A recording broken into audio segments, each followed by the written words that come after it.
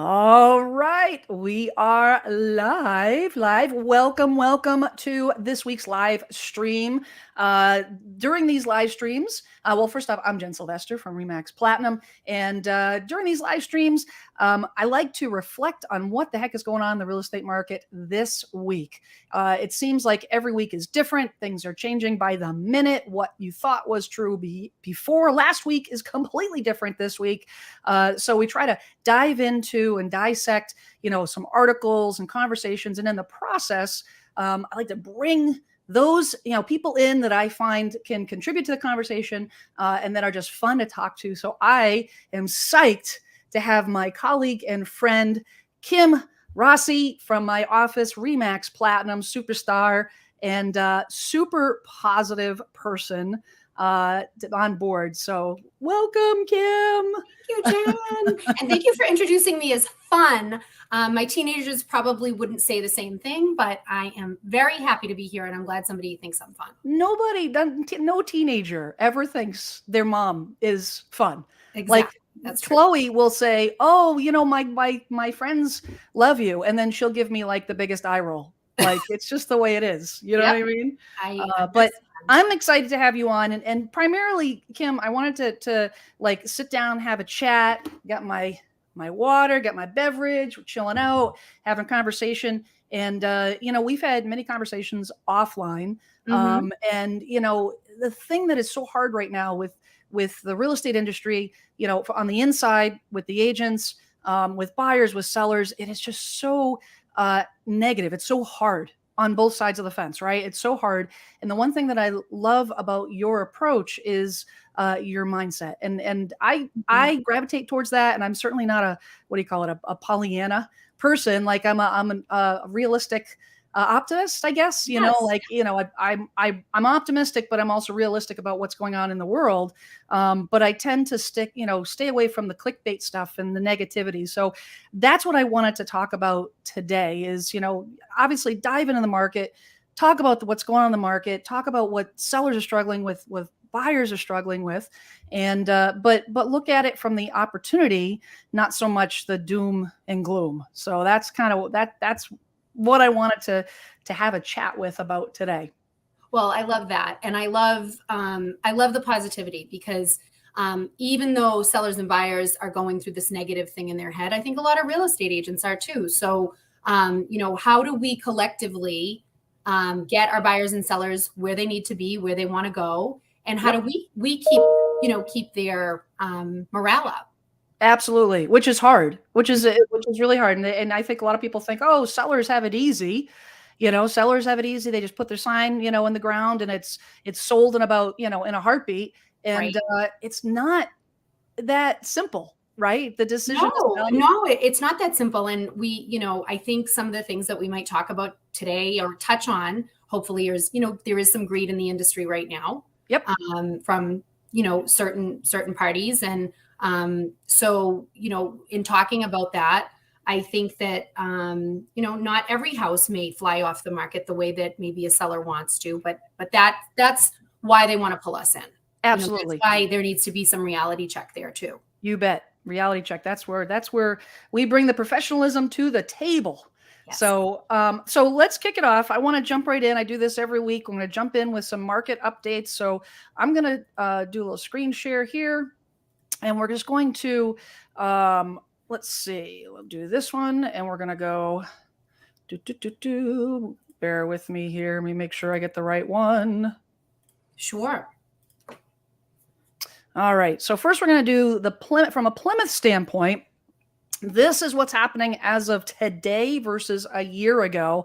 And, Kim, I'm sure you would agree. Like, this is it's almost like Groundhog Day. I mean, we've got 28 homes on the market right now. And, we saw that spike up as it usually does, right around, Thursday, Friday, it might shoot up to 40 some odd homes, but then, the open house signs go up, the buyers come out, they go under contract by Monday, but Tuesday at the latest, those listings are pending, and the listings, the regular available inventory is back down. So it's kind of hovering still at the 28 mark, in that regard. So that really hasn't changed. The stat that I like to look at is, how many actually are coming on the market, because you can say, well, it's 28 on, listings. I mean, how many buyers? And this actually tells us how many buyers are actually out looking. You could have 28 homes and have literally 3 come on the market. But Right. the fact of the matter is you look at, 2021, there were 197 homes on the market that were listings taken a year ago today. And this year it's only 148. So that's that Wow. that seller resistance that we're going to talk about, like why sellers are holding back, why they're not putting the houses on the market, like where is that inventory.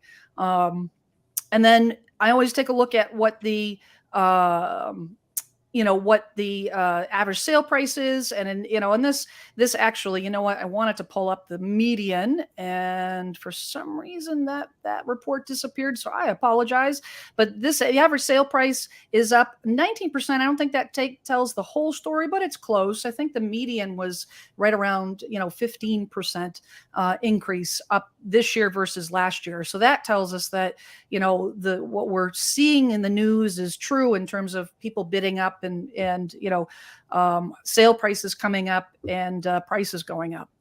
$100,000 is a lot in a year to have an average list price go up. Tons. Yeah, I mean, that jumps out to me right away. Yep. And yeah, I mean, it certainly does tell a story. So this is Plymouth, our hometown. Mm-hmm. Both Kim and I are residing in Plymouth. So if we jump over, I want to just jump over to, see if I can do this. Get over to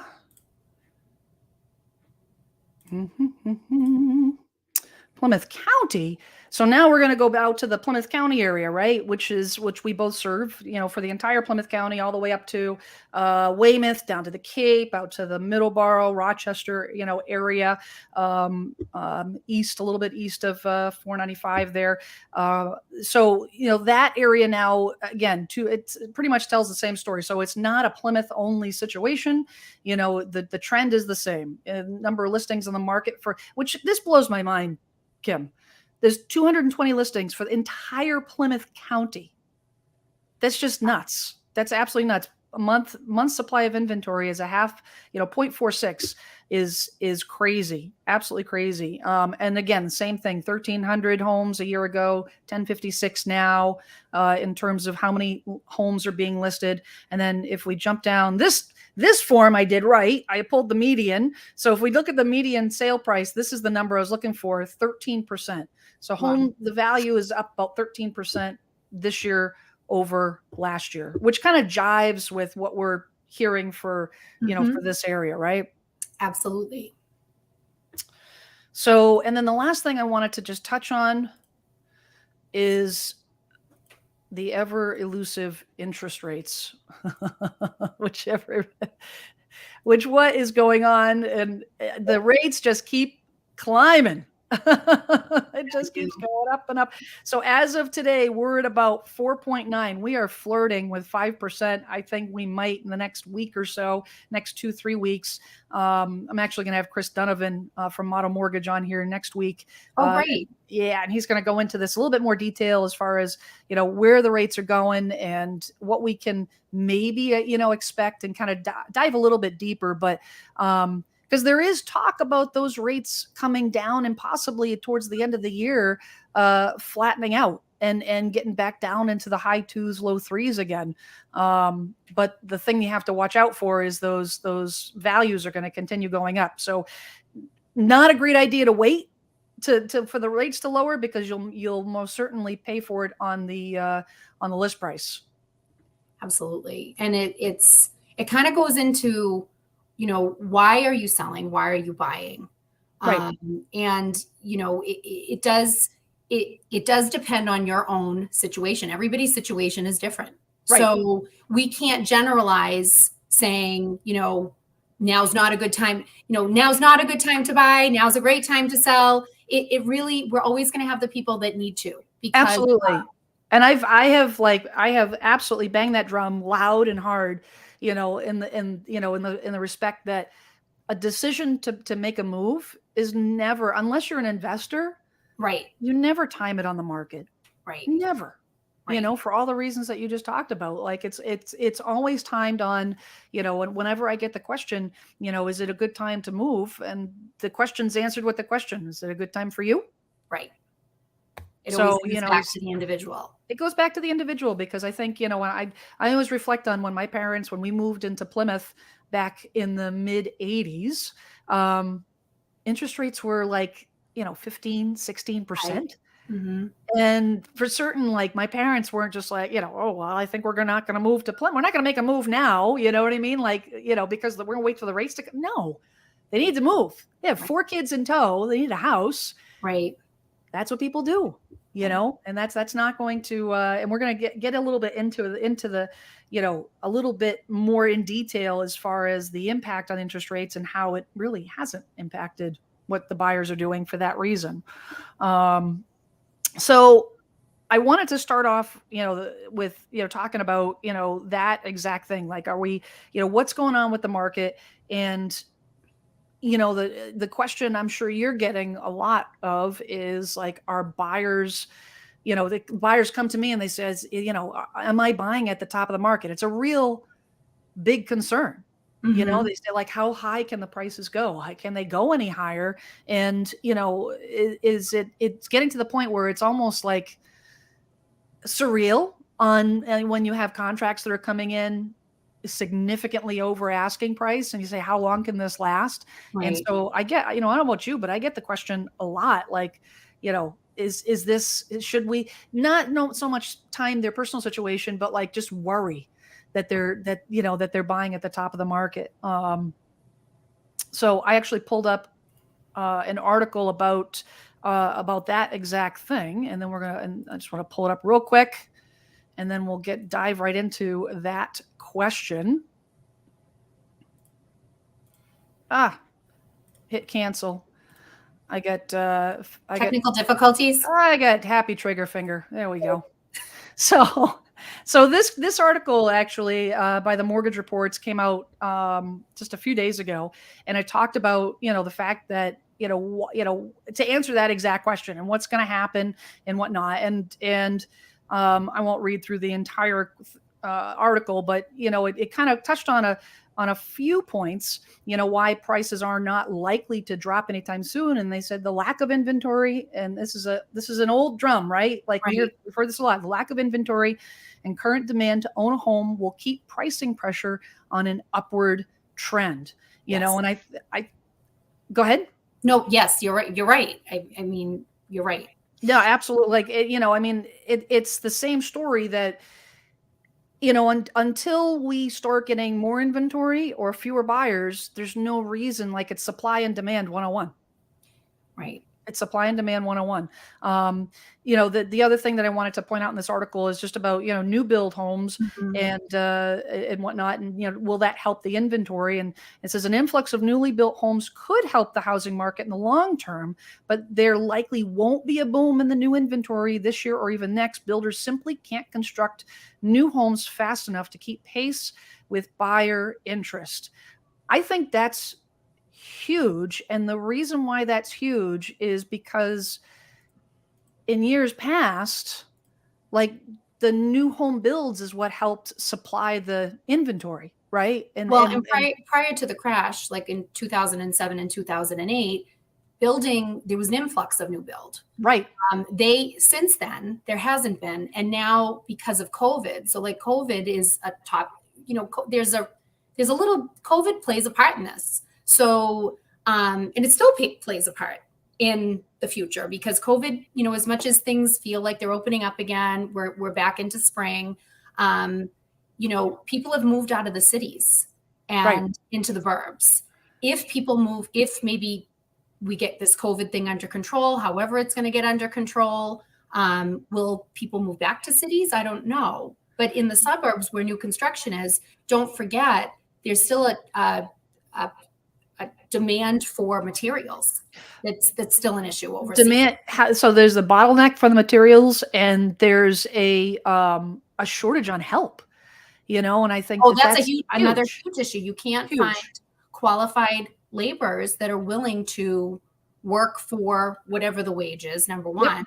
Yep. And so that's a huge problem. It's a combination of both of those factors. Absolutely. And I think that's the thing is that and I talked a little bit about this with Tim Vanderveen in my last live stream about new construction and how it really is, because of those issues, because of the supply chain issue, because of the lack of quality help. If you're going to build in the next few Mhm. years, Mhm. stick with the larger subdivisions, because Mhm. the larger subdivisions, the bigger builders have the ability to absorb those losses. Number one, they have crews that they keep on staff, and so their turnover isn't going to be as great. They hold on to their staff. But secondly, if the costs, of materials rise, then they just will mark up on the next phase. They'll take the hit because they have a big development. They can afford to take the hit Right. and not pass it on to the immediate home buyer. And then the next phase, they'll mark it up to reflect the new prices. But you're building one house, two houses. Those builders don't have the ability to absorb, or those costs if those costs start to skyrocket. It's a scary thing. It's Well, a, it, it's a, it, it is a scary thing. And in 2021, when we saw lumber prices increase dramatically, working with buyers wanting to buy new construction, there were clauses in some right. purchase and sales that said this price could go up 20%. This Yep. price could go up, 30%. That's scary. Yes. Scary for somebody that's at the top already and wants to add extras, which are maybe not even in the contract. Right. So, that's a scary thing too, both for builders and for homeowners. Yes. I just think in the larger subdivisions too, we may see less of them right now, also because of COVID, because town halls were closed. They were doing things Right. remote. Right. We were still, I've been privy to some new subdivisions, condo subdivisions mainly, and one recently in Carver. And towards the end of my contract with that subdivision, I mean, we were doing things on Zooms, but town halls weren't open. Right. So, Right. over the last couple of years, is that's still going to impact the next 3 to 5 years. Yes. Subdivision isn't, approved by a town in a month. It Right. takes several months to get something like that approved. So, there may be builders still sitting on the sidelines holding some land, but have been pushed behind too, just because town halls, have been challenging to deal with during COVID. Yeah, there's no question about it. There's no question about it. So it's almost like a two-pronged problem in the sense that, in terms of that supply and demand, because you've got a lack of inventory, resale inventory, you've got a lack of Mhm. new construction inventory, but on the other side is, this influx of buyers. And I don't know about you, but I've been seeing, the statistics right now are saying that right now these millennials are of age. The average age is 33. They're of home Mhm. buying age, and they're coming out in droves. They're coming Yes. out in droves. They've been sitting, especially the last couple of years. They've been saving, out of college. Mhm. They go move back home with mom and dad instead of going into an apartment. And they're coming in not with, small amount, deposits, but they've got decent sized deposits, and they're coming in droves, Right. right? So we've got, this regular, we've got the pre-COVID buyers. We were in a seller's market, right? Yeah. 2018, 2019, we were in a seller's market. So we have all those buyers that couldn't find a house. Then you've got the market stalled a little bit during COVID, but then as soon as April hit, right? I mean, I Yeah, remember getting, I have May 1st in my head, but May 1st, it was like the doors opened and yes, we were bombarded we were with. bombarded. It happened like a light switch. It was crazy, a little scary, and crazy. You know what I mean? Because they're like, wait a minute, you want to go out? You want to buy a house like now? Like we're in the middle of a pandemic. You want to buy a house now? And it was just nuts. And so those people, not every one of those people bought a house. What they didn't, they didn't buy. So they went and bought in 2020 and 2021, which basically took the spot of all those new buy. It's just like a dam, right? And it's so backed up with these people, and they're not going anywhere. They're going to buy, and so it's one of those things that the question about whether rising rates will slow the market. I think it will shift the buyer market, meaning, we're still having new buyers enter the market every day. Every day they're always coming in. But I also feel they may shift. So, if you could afford a $500,000 house, maybe you're shifting down a little bit. Yep. With a higher interest rate. But as you mentioned, there are a lot of buyers that have money saved in the bank, and they are 10%, 20%, 30% down buyers. So, it's not going to affect some buyers all that much. Right. Absolutely. And I will tell you that I had an open house this past weekend, and $460,000 house, and it was open for showings on Thursday, right? So it wasn't like I held back and told them, no, you can't go into the open house, which is customary in our area. Yeah. And I primarily do that. I don't know about you, but I primarily do that when the house is occupied, so that I'm not bombarding the homeowners. Oh, you the seller. got to get out, you got to get out, got to get out. I just say, you know what, just everybody come during the open house so that the homeowners can clear out just for a couple hours. So this wasn't the case. The property was unoccupied. So I said, you know what, showings start right away. So people had an opportunity to get in early. But I still did an open house to try to get as many people in as possible in a short period of time. And I was there from 3 to 5 on a Friday. Now, people are still working. Right. Like it's during business hours, you know what I mean? And I think I had like 50 visitors sign-ins, right? It was like 40 or 50 sign-ins, and every sign-in came with with 2 people. Right. And then on Saturday from 11 to 1, I had 70 people, 70 sign-ins, which is about 140 people that came in through the open house.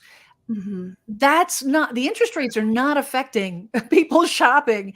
That's like proof positive that the market is alive and strong, and people are out shopping, and it's nerve-wracking. So like, I know that we've talked about this offline as far as like, okay, this exists.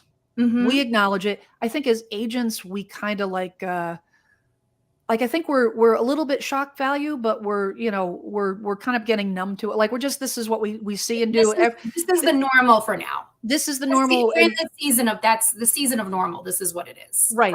But for a buyer who's coming into this, and they're coming in, they're like freaked out. And so I'm curious to buyer off by, you're either, there are 2 types of people, right? There's many types of people, but 2 types of people that they're going to be energized. Like, I have to get this house and I'm going to do whatever I can to get this house. And then there's going to be the buyers that are like, I too many people here. I don't want to compete with this. So it is managing their emotions. It's managing your buyer's emotions, and, what's appropriate and, to offer, right? When you have 140 buyers come through. I mean, me personally, I might come through the house and, my ego may take over and I may say, no, I've got to have this house. It's for me. And I may be putting, my real best foot forward. Or, I could feel the vibe that day and say, you know what, this is I'm going to back off. And what do you discouraged? Yeah. What do you tell buyers? Like, the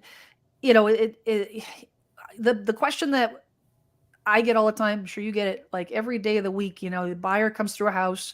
They like the house, right? I try to coax them and say, don't fall in love, because you may have your heart broken, right? So if you like the house enough to make an offer, the question that we always get is, how much should I offer? And we can't tell them that, right? No, like we can't tell them that. So I'm curious to know, like obviously every buyer is different, right? And we know the intimacy with the buyer, in the sense that we know what is important to them, what their hot buttons are, what's meaningful for them, so we can guide them based on those, right? And we say, well, you've always wanted to be near the beach, and this house is to try to ease them through the fear. But at the end of the day, when you've got a house that is, getting offers, in a $450,000 price range, and the offers are 10, 20, 30, 50, $100,000 over asking, we can't say, hey, offer 100 over and you'll get it, because I think your question is really good, because I think that as an agent, we need to be really good people that ask questions. We really need to be good agents that ask questions. And just like my financial planner, when you invest money, they ask you what your risk tolerance is, right? And what's your risk tolerance? I don't know. Am I willing to go 100,000? Am I willing to put this much money in the bank? I think we really need to gauge our buyers' feelings, and that's usually for some of us, we're meeting a buyer at an open house for the first time, or we're meeting a client at the house for a first time. Not everybody does it that way, but there are a lot of agents that are meeting their buyer client for the first time, and the buyer's looking at them like the expert, whether they've interviewed the buyer's agent or not. But from our standpoint, from your and my standpoint, we should have done some fact finding in the beginning. Yeah. Even though buyers may not even know what their threshold is. You know what? No, it's a people business. Realtors that do this full time, we have a good relationship with our buyers. It's not typically it's not, I've met with you one time, we've saw one house and we're putting an offer in. It happens. Right. But we're asking lots of questions. I think, yes, that you hit the nail on the head. I mean, I think that, I've been through this business been in the business long enough to have gotten my licks in, right? And have made that mistake. When you're newer to the business, you get excited and somebody calls, I want to see this house. You say, okay, let's go. Yes. You don't know anything about that. How can you counsel them if you don't know anything about them? And I always, and I tell people right out of the gate, we're not looking at a house today. Before it was in person. Mm-hmm. Now it's on Zoom. Yeah. And especially now I have a lot of clients. Aren't we lucky we have so many tools that we can talk to people, that we can see each other? There's no reason not to, right? There's no reason not to be able to have a conversation. And even clients that don't want to do FaceTime, they don't want to do Zoom, then I get on the phone with them, mm-hmm. but spend, a good amount of time asking a ton of questions so that I can help them in that situation when we're standing in front of the house. And I can say, listen, I know it's important to you, right? This is, and even though we know it's important to them, and this is important, I think I just want to mention for the buyers watching this, we still don't know what that magic number is for the buyer, right? We don't know what that number is. And I kind of tell buyers, I say, you know what, it's a delicate, line to walk, because on one hand you say, okay, what's it going to take to get the house? Right. But on the other hand, it's what is that number that it's worth to you? They may not be the same number. You say, well, you know what, 100,000 will get you the house, but is it worth 100,000 to that particular buyer? Right. Right. And that's and there's a reason behind it. And every buyer is different. Every buyer's situation is different. So, we don't assume anything. We don't assume this is a good house for a buyer or a bad house for a buyer. That's not really our job, right? Our job, as you're talking about this, is to really guide them. But if you are a buyer that is listening today and your agent hasn't asked you questions about where are you coming from, what's your experience? Have you looked at other homes? If they're not asking you questions and they're just meeting you at a house, I'm not necessarily sure that's the right buyer's agent for you. Right. This is a relationship business, and you are purchasing the biggest asset that most people have, or liability, is their home. Right. So, if you're not having that conversation with your buyer's agent, I'm not saying you got to dump them, but I think that this is a lot like dating. Well, you have to hold them. You got to hold them accountable. Right. You got to hold them accountable. And I think that, we are compensated, for our experience and our knowledge. We're not order takers, right? This is, and the order taker, that order taker is potentially getting paid the same as the person that has, 10 years experience, 15 years or more experience. So why not go with the person that has more experience, and there's no, I mean, I've met a lot of agents. Just to be clear, years experience does not mean years in the business does not mean years in experience. I have met plenty of agents that have been in this business a long time that I get the question, I get a phone call from them and I go, what's going on here? It's like, the agent that I talked to that's been in the market 3 years, who's hustled and learned and spent the time in education and mentored with another agent, they're more astute to what's going on than the agent that's been on the market for 20 plus years, Right. But I digress. To get back on the topic of, are we buying at the top? Digress. This is what the live stream is all about, is to digress. You go off down the rabbit hole and then we come back, back up on track.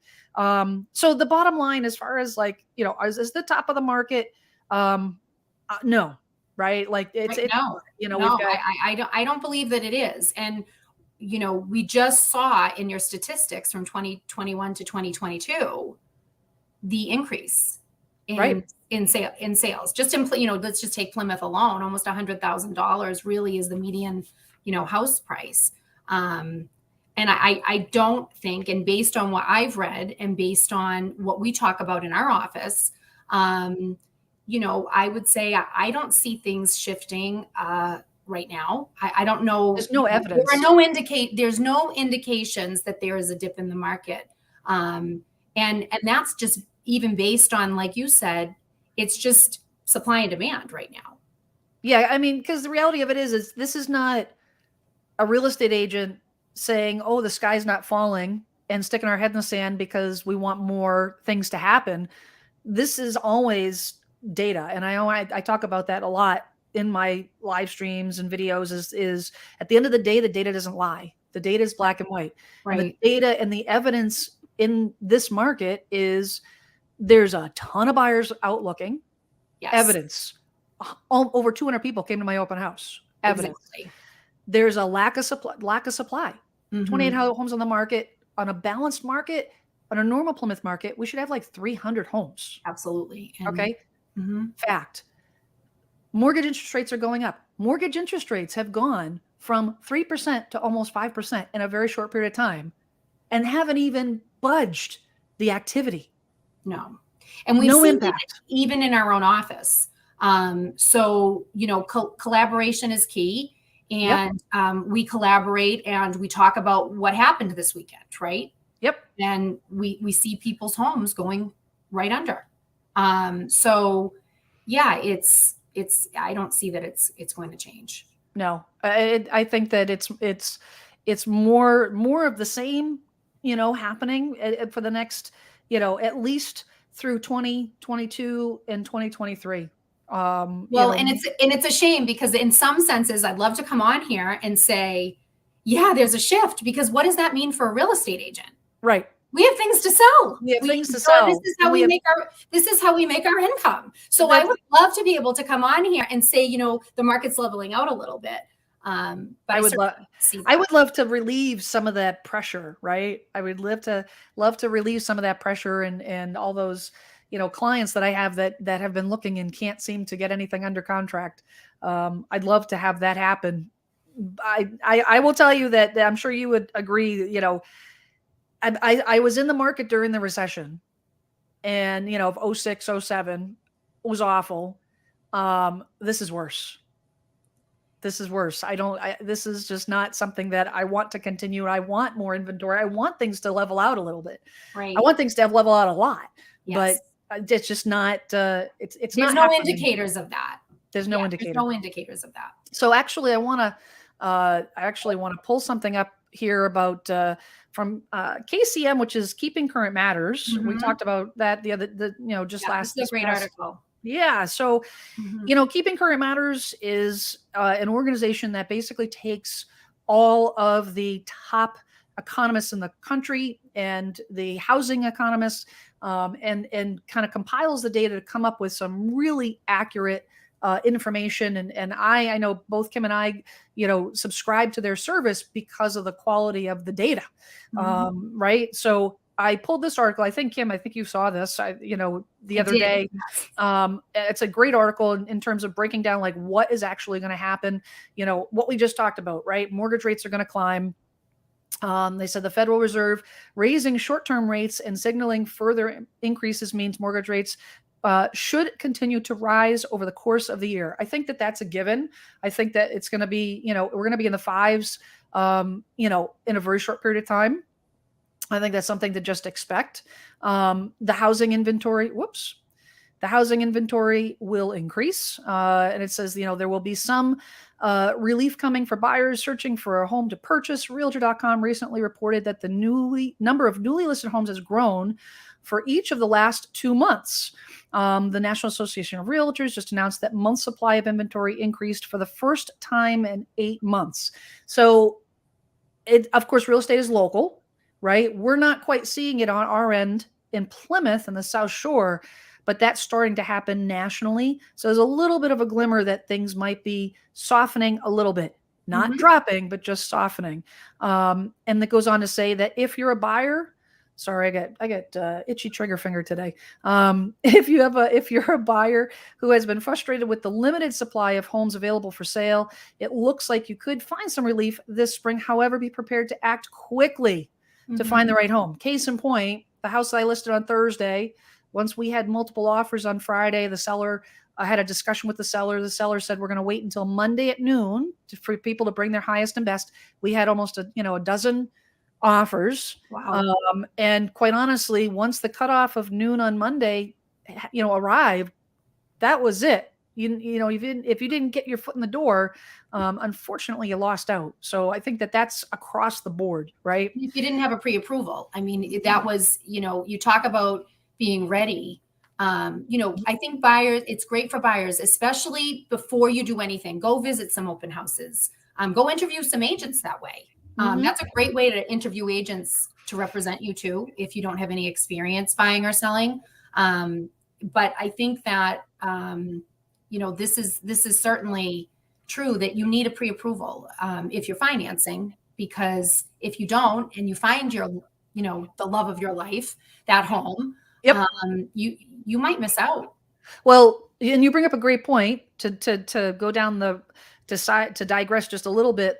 Pre-approval, not pre-qualification, because it's entirely different. But there's also a second part to that, and that is the one thing that we're seeing a lot of is people, because the prices are, the offers are coming in over asking, and appraisal is sometimes an issue.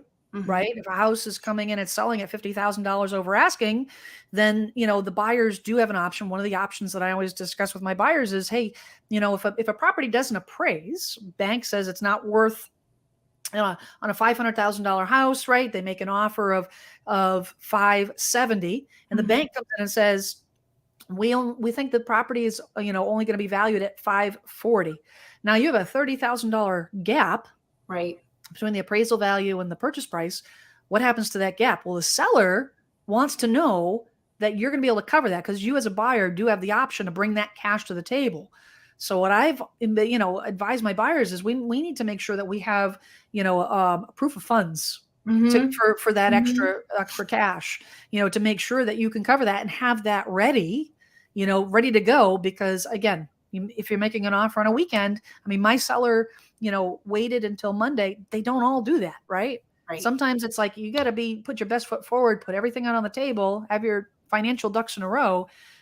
Because I ran into this situation this weekend as well with, it's important to know, actually, I've run into this situation several times with my buyers.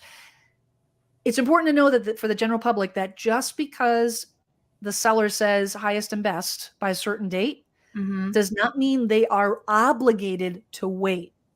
Yeah. If they say Monday at noon and they get a crazy great cash offer on Saturday, they can accept it.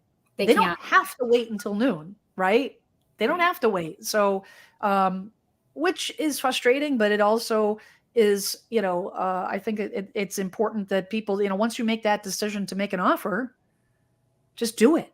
Right. Don't wait, try to be, play smart. Like I'm going to wait until the 11th hour no, just put it on the table. Just get it out there, get And, it to the and seller's I agent. and I think, it is a good point to let buyers know. I've had buyers agents say, we don't want you to use our offer as a leveraging point for other offers. Yes. And Yes. that's why people think they're waiting. And then they get upset when the seller has accepted an offer. And they were like, well, I was going to put an offer in. So your point is correct. If you found the love of your life home, you shouldn't wait. You shouldn't wait. Right. Absolutely. Absolutely. This the article goes on to say that home prices will continue to rise. Prices, as we talked about just a few minutes ago, prices are always determined by supply and demand. Though the number of homes entering the market is increasing, buyer demand remains strong. So I think that's huge, right? That's huge in the sense that, just because there's more people coming and just because there's more inventory coming doesn't mean that, things are going to all of a sudden, soften and start to ease up. Right. There's still not enough. There's still not enough inventory. No. So let's talk about why, because that's the question. It's like, okay, so there's not enough inventory. Like, why not? Like, you look at those number of listings and you say, okay, well, it's not just there are more buyers. It's a combination of there are more buyers than average and there's fewer sellers than average. So why are there fewer sellers? And I kind of talked about this in a recent video where, statistically people are staying in their homes longer. They're not selling, they're not turning over and selling as often as they usually do. However, sellers are afraid to put their house on the market, right? They're afraid. Fear, right? So fear stands for false evidence appears real. Okay, love that. Okay, so love that. When I meet with a seller before they put their home on the market, they say, well, I know my house is going to sell in a minute, so I'm going to wait to find what I want before I put my house on the market. And for all of us agents, we're like, no, that's, especially if you need the funds. If you're one of those sellers that can afford to buy something else and stay in your, keep the home for now that you're currently in, it doesn't apply. But for the people that need to use the equity in their current home to buy a home, that is the worst thing you could do. You're not going to move. So it's like, I might as well just pack up all my stuff and go. Right. Because by the time you even get in the door, it's too late. It is too late because you will not get an offer accepted with a home sale contingency. You won't. Nope. You are wasting everybody's time, but most of all their own. They're wasting their own time. Right. When they could be putting their house on the market, and as you and I both know, putting a home sale, a home finding contingency, if you want to call it. I don't know. There's more. I can't even think of it right now. Yeah, subject to seller finding suitable housing. And why wouldn't you do that? Because I think the worst thing that could happen. Right. It's an insurance policy. Right. It's an insurance policy that protects you from being homeless. It protects you from it gives you options. Because at the end of the day, we all just want options.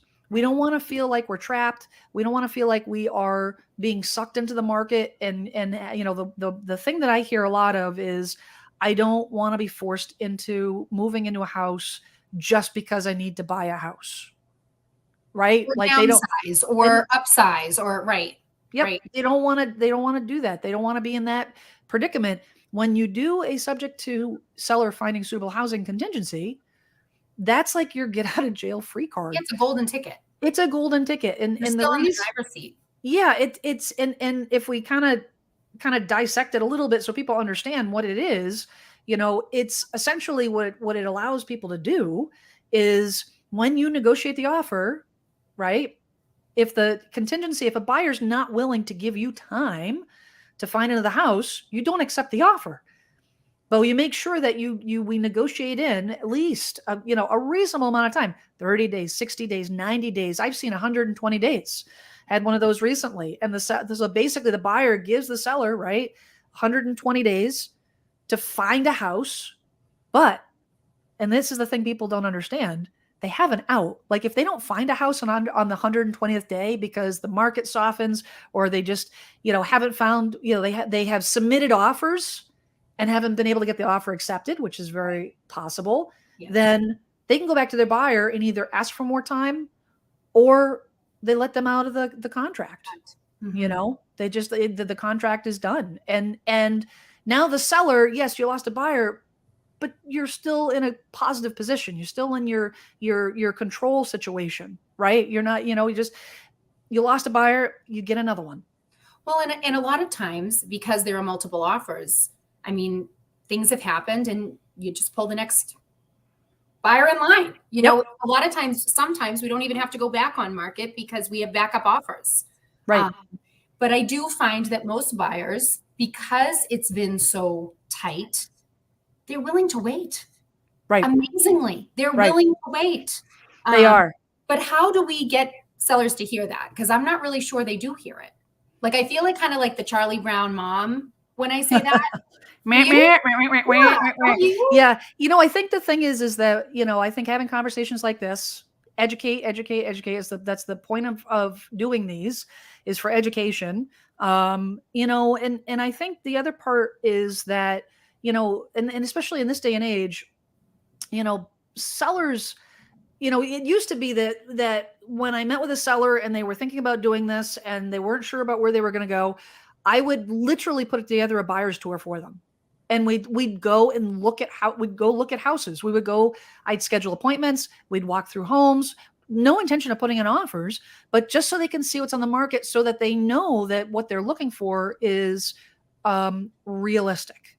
Right. And they're like, no, well, we want to put our house on the market and we want to, buy, we want to move up $200,000, when their budget is $100,000 in, an improvement over their sale. And so, but now they've already done that. And I think that they need to hear that reassurance that, yes, you haven't actually physically looked at a property, but you've been looking at properties for probably a year, right, online. What's on the market, what's available, what's available in your price range, and to remind them that what's happening to you with a buyer coming in way over asking is the exact same thing you're going to do on the other end. So we have to prepare for that. If your price range is 550, we're not looking at 550 homes. Right. And just try to keep things, realistic. Just a shout out to Kristen saying hello. Thank you for joining us, Kristen. Hi, Kristen. I think she dropped off, but that's cool. That's another Remax Platinum woman of excellence. Well, absolutely. Good crew over there. Great crew. So, I think that's, I think that's the one thing that I wanted to point out. One thing that we talked about, and I just want to touch on, not so that we don't want to keep the conversation positive, yes, right? Always. But the one thing that we do have to be careful of, and the thing that we caution our sellers with is the green G word, greed, which is a scary thing, right? Like, and I think, again, education, right? Like it's, banging the drum loud to the sellers. And to be perfectly honest, I don't know about you, but I have walked away from sellers that are not realistic, that they say, you know what, we want to put it on at 50 grand, 100 grand over what you are recommending, because we think we can sell it for that. Yes. And I say, you know what, I don't think I'm your agent. And you know what, I think that that's commendable. And I agree with you, because we are not always the right agent for every seller. Nope. Or buyer. Nope. And in the end, because you have the experience, you know what that looks like. And it's a disappointment not only for you, because you can't sell something that we don't have comps for. Number one, we can't support it, and we support numbers. We don't pull them out of the air. We don't look at Zillow. We pull it based on what has sold. Data, right? That's the only thing that an appraiser can look at is data. Yep. We can't project what the future is going to be. We can sit here and say, well, the prices aren't going to go down, but everything's variable. Yeah, and actually, it will hurt you from a strategy standpoint. Oh my gosh, it hurts you because I I am a firm believer in pricing properties at market value in this market. Mm-hmm. Price at properties on market value. Market value right now is undervalued. Right. Market value is based on the last 3 months, 3 to 6 months of comps, right? Right. The properties have appreciated. So what we look at the comps, you say this is what the market value is. That's actually outdated information. However, it's the justifiable price that we can step off of. So what I like to do is put it at that reasonable value and then let the buyers determine where the market is. And the buyer for that particular property, the market might be 20,000, 50,000, 100,000, but at the end of the day, we're not determining what the market. We can say, oh, well, this is what the property based on the comps. I think it's going to be 5% above. Right. No. Well, and I think you shoot yourself in the foot. Right. And the only people that determine what a house is worth is the buyers. Yeah. That's who truly determines what anybody's property is worth. Is they have the money.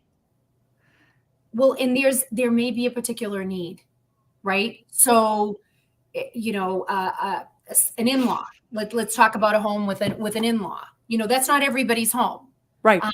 But somebody may be willing, like you said, to pay way over market value because of the need. They're bringing mom and dad in. They have a teenager that can't live on their own. There's so many reasons why buyers are pushing numbers up. Not only because there's limited inventory. There are so many other reasons. People are working from home now. We need space at home now. There are still children at home. We're going to school at home. Not everybody is back, 100%. And I'm not sure that it's going to be exactly back to the way that it was. No, we're changed forever at this point. It will change forever just because so many businesses are no longer renting space or own buildings anymore. Things have changed so much in such a short amount of time. So absolutely. And that's a great point. That's an absolutely great point, because the fact is that, I get this question a lot, especially from my engineer minded clients, that, well, if we look at what the average is and then we say we add 5% and that's going to be what the predicted value is for that neighborhood. Right. No, if you have a buyer with the right circumstance, and what you just hit the nail on the head, the right circumstance is going to determine the need. Right. Maybe they've been shopping for 6 months, 9 months, and they're ready to have a baby, or they're just tired of the commuting, or they're just like, I had a client that literally, because of COVID, he was working from home. He's in the banking industry, and he was setting up his laptop. His office was in the kitchen, and they have 3 boys under 12. Mm-hmm. Nightmare. Yeah, nightmare. Complete. Nightmare. And so to pay extra to get their home, like, I don't want to sound dismissive or minimize the importance of money and say, oh, it's just money. That's not my intention. However, when you're talking about tens of thousands of dollars and the minimal impact, every $10,000 right now is about $40 a month on your mortgage payment. Good point. Right? When you talk about that over 30 years and you say, okay, so what's standing in my way of having extra space and room for the kids and room for the dog is another $150 a month. It's peace of mind, Jen. Sign me up. Yeah. People want that, and they can afford it. And they can afford it. Clearly. Yep.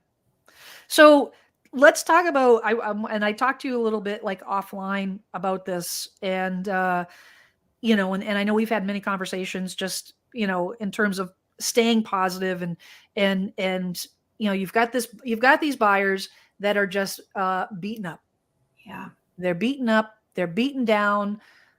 We all have clients that we've worked with that are just offer after offer. They put their best in. It's just not enough. They sweeten the pot. It's just not enough. And it's discouraging. And, from a logical standpoint, you say, well, the market's going to go up. You're going to pay for the same for the price for the same house next year if you wait. Interest rates are going to go up. If you wait, you pay the same, more for the same house. So logically, it makes sense for them to keep on, but emotionally, they're completely exhausted. Yeah. And so I'm curious to know, like, because you come from this um, very positive background, and I love that about you, in the sense that you don't focus on the limitations, you focus on the opportunity.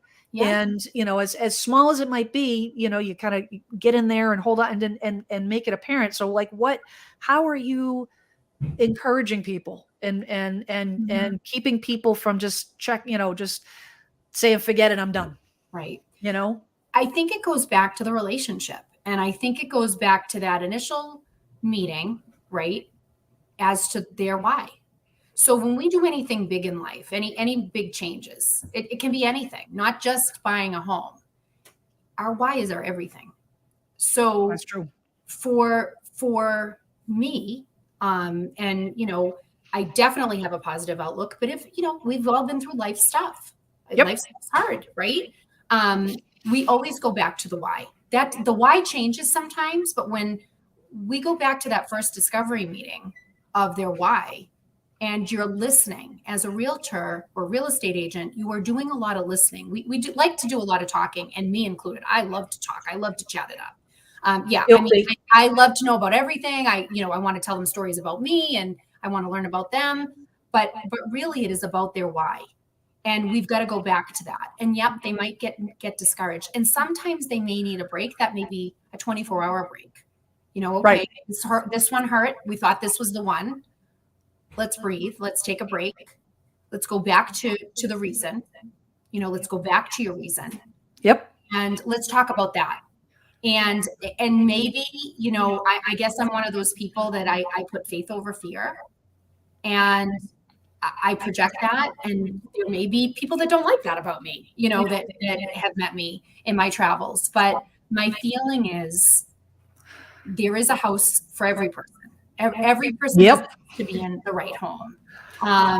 What is their outlook? What is their plan? Is it a 1-year plan, a 2-year plan, a 5-year plan, a 10-year plan?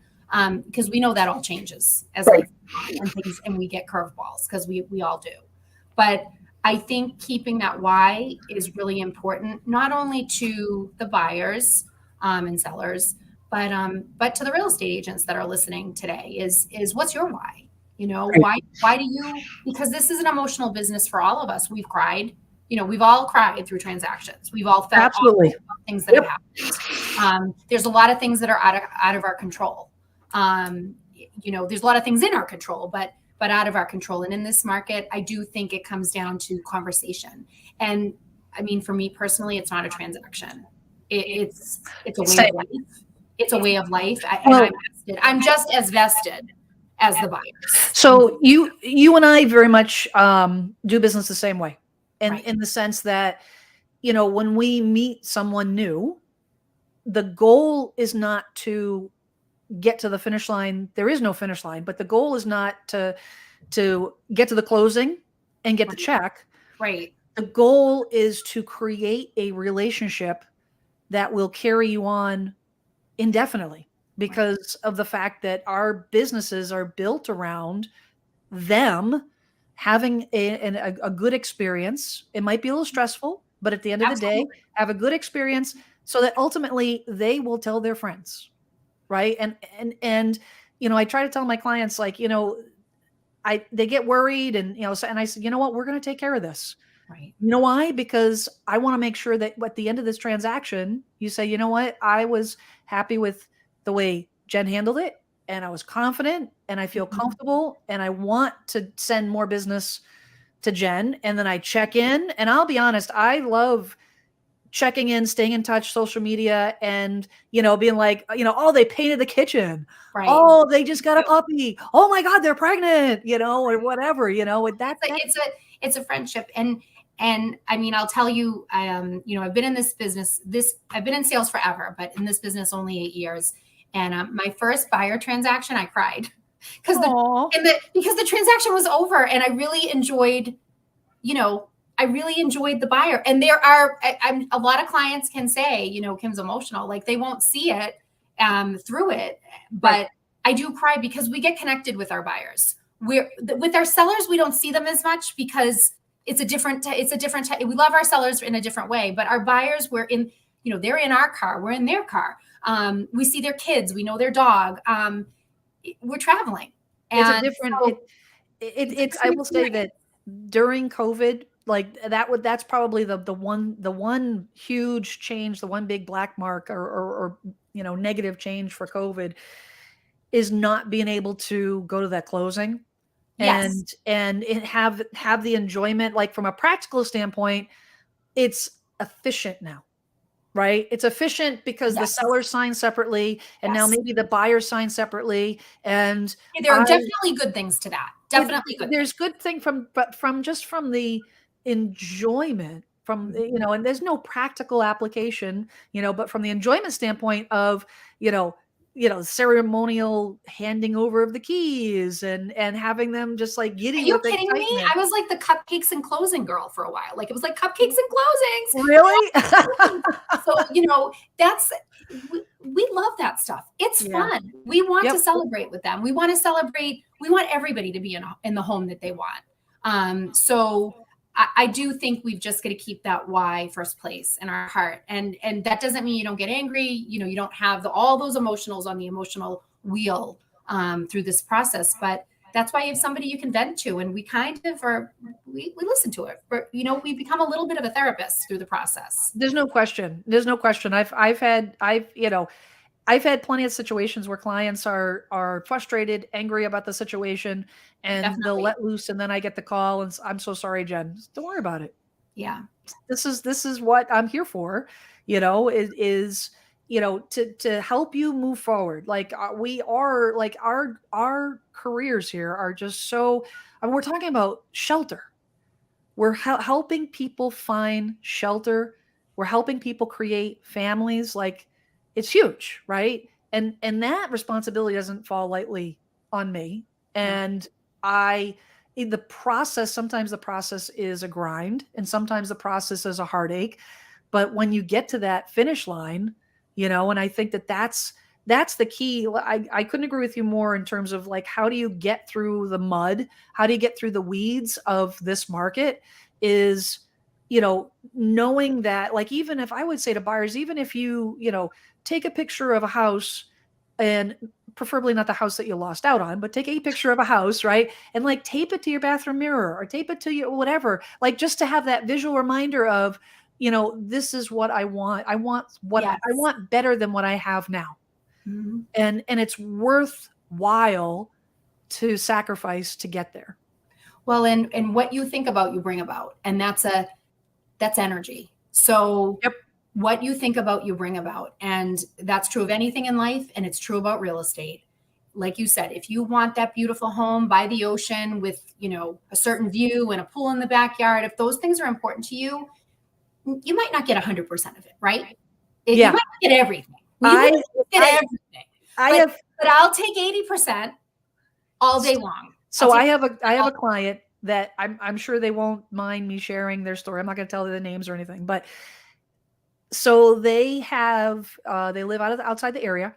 They own a small home near the ocean here, just like a little beach house. Their dream, excuse me, their dream was to be on the ocean, always on the ocean. And I think I met them 3 years ago or so, and we stayed in contact every now and then. We talk and whatnot, and out of the blue, the house of their dreams came on the market, and it was waterfront, and we're standing in the back of the house, and he looks over. He says, "You see that beach over there?" He says, "That's where I proposed to my wife." Oh, He says, "This is my this is our house. This is our house." And so I said, let's get it. Let's do this. We'll put the positive vibes, we'll do the best we can do. So we went in super strong. I advised them, the whole 9 yards, and they went in just guns blazing, and they got it. And the very near future, they will be closing and be sitting on the back of that. So, and this is something that they've talked about. They told me they've been talking about and dreaming about this years. Yeah. Right. Years they've been talking about wanting to do this. Like, this is going to be their forever house. Wow. They're going to sell the property on the North Shore. They're going to sell the cottage. Like, this is where they're going to spend their days. And they'll sit in the back and they're, overlooking the ocean and they're in their back lawn and look over and see the spot where he proposed to her, or they proposed, got married. So They got married on a beach. That's It's so like, romantic. Like, it's so, we know people with romance. Look at it this. is awesome. Yeah, It is awesome. Like, this is not a commission check. This is an experience. Like, it this is an experience. Brings me joy. Right. It brings me joy to see them so happy. Right. And just like it's pretty darn cool what we do here. And I will say that didn't happen overnight. Years they looked, years they waited, years they had it on the back burner. Wasn't the right time for them. It wasn't the right time for them, for them to buy. And then all of a sudden, and that's the thing, I think the most unscientific thing. And as much as I harp on data, at the end of the day, I always tell my buyer clients, you'll know when you know. Mm-hmm. And if it's meant to be, it'll be. Like, when you walk into a house, my job as the pragmatic, as a professional, is to make sure that if you want a garage, that we get a garage. If you need 3 bedrooms, you're not buying a 2-bedroom. Right. If you need a yard for the dog, you're not living on a main street. Like, that's the pragmatic. That's what I'm here for. Their job is to fall in love. Mm-hmm. Their job is to find that house. And, sometimes you walk in, you're like, oh, I like it. You see yourself living here? Yeah. Okay. Well, scale 1 to 10, it's probably an 8. All right, let's make an offer. Right. But it's not going to be a huge aggressive offer until they say, no, this is like a 9/10. Yeah, the 10 plus. You go in guns blazing, the most you can do. And, that my grandmother always said, there is a butt for every seat. Yes. Every house has it. I started put a different way, but you are absolutely right about that. And there's only one butt. Like, you can't have so this seat may or may not be yours. You may bid on it, but it probably may not be the right seat for you. The right seat might be coming on the market in 2 weeks. Right. You just got to be patient. Well, and I also think that it's setting expectations in the beginning, right? It's our job to set their expectations, because for a lot of buyers that we're working with, particularly first-time home buyers or buyers that bought in a different market, before, they may not. They hear it, right? They see it on Facebook that there's only one listing in certain towns and things like that. And people might be questioning, like, well, what does that mean? A lot of people don't know what that means. Right. Right. I think it is our job to set those expectations that, hey, okay, your timeline is next week. You're going to be in a house, you're going to have an offer accepted next week. Well, let's look at the realistic expectations. And for this market that you're in, what towns are we looking in? Are you willing to expand your horizon a little bit to make that happen? Meaning maybe looking at towns that you didn't think you'd want to be in. So it is our job to suggest some things that, we may not have in the past, but we really have to look at all factors for our clients so that they can get a feel. Absolutely. Absolutely. So the moral of the story, don't give up. No, never. No, we don't give up.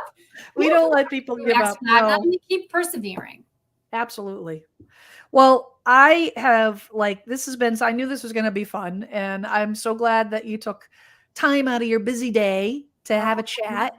Thank you for inviting me. This was the best ever. I'm so glad. You have so much good things to say, good vibes. You're very good at what you do. You bring so much to the table, and I'm glad I was able to tap into that a little bit and share it. Was there anything else that you wanted to mention? I just want to say you're amazing, and I'm so impressed with your setup and so professional. And people should be working with you all day long, Jen Sylvester. And you have you're sweet. Thank you very much for the opportunity. Excellent. Well, for all those watching, if you're watching, we've got a couple viewers watching. Hello. Thank you for watching. That's so exciting. But if you're watching this on the replay, please don't hesitate to drop a comment down below. Either I'll get back to you, Kim will get back to you with answers to your questions. And if you're out there buying or selling a home, don't give up. I know the market's tough and things are it's like a battle out there, but it's worth it. It's absolutely worth it.